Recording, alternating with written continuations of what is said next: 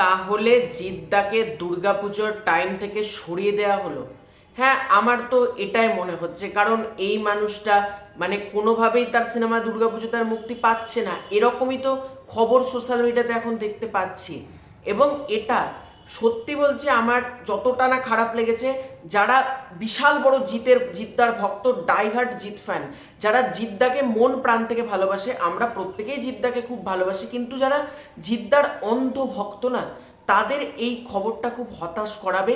কারণ তারা অনেক দিন ধরে অপেক্ষা করেছিল আফটার বাজি, আমি যদি খুব ভুল না করি জিদ্দা 2021-এর পুজোতে এসেছিল বাজি নিয়ে, তারপর 22, 23, 24, 25 এই যে 4টে পুজো জিদ্দাকে আমরা পাইনি, 26-এর পুজোতে আমরা জিদ্দাকে পেতাম। এটা আমরা অপেক্ষা করছিলাম বহুদিন ধরে। এবং জিদ্দা এমন একটা মানুষ না, তার কাজ আর ঈদেও আসছে না। লাস্ট তার ঈদে মনে হয় চেঙ্গিস এসেছিল 2023-এ, তারপর থেকে জিদ্দাকে আর ঈদেও পাওয়া যাচ্ছে না, পুজোতেও পাওয়া যাচ্ছে না, মানে জিদ্দা পুরো মার্কেটেই নেই আর। তো হঠাৎই কেউ বলে বিপ্লবী, কেউ বলে ডাকাতের অ্যানাউন্সমেন্ট, এবং সেটা সোশ্যাল মিডিয়াতে ঝড় তুলে দিয়েছিল। সেইটা হচ্ছে কেউ বলে বিপ্লবী, কেউ বলে ডাকাত আসছে দুর্গাপুজোতে। দুর্গাপুজো 2026 আমরা সবাই মোটামুটি ধরে রেখেছিলাম। তো এখন এই ছবির নতুন রিলিজ ডেট জানতে পারা গেছে।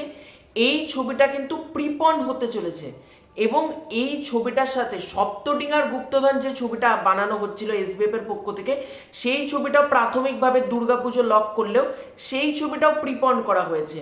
এবং দুটো ছবি নন ফেস্টিভ্যালে আসতে চলেছে। প্রথমে আমি জিদ্দার ছবিটা ভেবেছিলাম মনে হয় ঈদুল আজহাকে টার্গেট করছে, কুরবানির ঈদ, কারণ কুরবানির ঈদ মে মাস নাগাদ পড়েছে।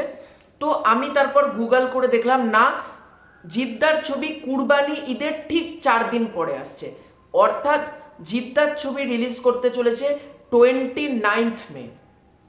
এটা ডেট, সিরিয়াসলি বলছি খুব খারাপ লাগলো এই ডেটটা দেখে। আমি প্রথমে ডেটটা শুনে খুব খুশি হলাম যে মে মাসে টার্গেট করছে, তাহলে মনে হয় জিদ্দা কুরবানির ঈদের সময়টাকে টার্গেট করছে। আর একটা কথাই তো আছে, ঈদ মানে জিত আর জিত মানে হিট। আমি বুঝলাম না 29শে মে কেন টার্গেট করা হলো। আমি সালমান খানের যে ব্যাটল অফ গালওয়ান যে ছবিটা আসছে, যখন 17ই এপ্রিল তারা টার্গেট করেছিল, আমি তখনও বলেছিলাম যেগুলো কেন এই ডেটগুলো টার্গেট করা হচ্ছে কেন, মানে এই মানুষগুলোকে কোণঠাসা করে দেওয়া খুব সহজ বলে কি করা হয় আমি জানি না, সত্যি বলছি আমি জানি না এগুলো কেন করা হচ্ছে। আজকে জিদ্দা প্রথম থেকে মানে জিদ্দা প্ল্যানিং করলো সে দুর্গাপুজোতে আসবে, এখন তাকে সরিয়ে দেওয়া হচ্ছে, বাউন্স করে প্রিপন করে দেওয়া হচ্ছে।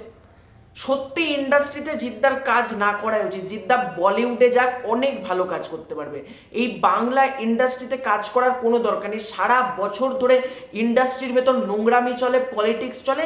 আর এবার তোমাদেরকে বলে দিই সপ্তডিঙার গুপ্তধনের নতুন রিলিজ ডেট। সপ্তডিঙার গুপ্তধনের নতুন রিলিজ ডেটটাই হচ্ছে তোমার 15ই মে, অর্থাৎ এই ছবিটা গরমের ছুটিকে টার্গেট করছে। এবং তোমরা তো তাহলে বলতেই পারো জিদ্দাও তাহলে গরমের ছুটি 29শে মে টার্গেট করছে, অসুবিধা কোথায়?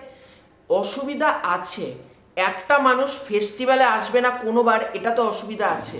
একটা মানুষকে বারবার ফেস্টিভ্যাল থেকে সরিয়ে দেওয়া হবে, এইটাতে আমার অসুবিধা আছে। আজকে এসভিএফ তাদের বড় মার্কেটিং চেন, তারা যখন খুশি আসবে ব্যবসা করবে। এসভিএফকে নিয়ে আমি কোনো বদার্ড এখানে নয়। আমার প্রবলেমটা হচ্ছে জিদ্দাকে নিয়ে, জিদ্দাকে কেন সরানো হলো, আমার এটা হলো সব থেকে বড় কথা।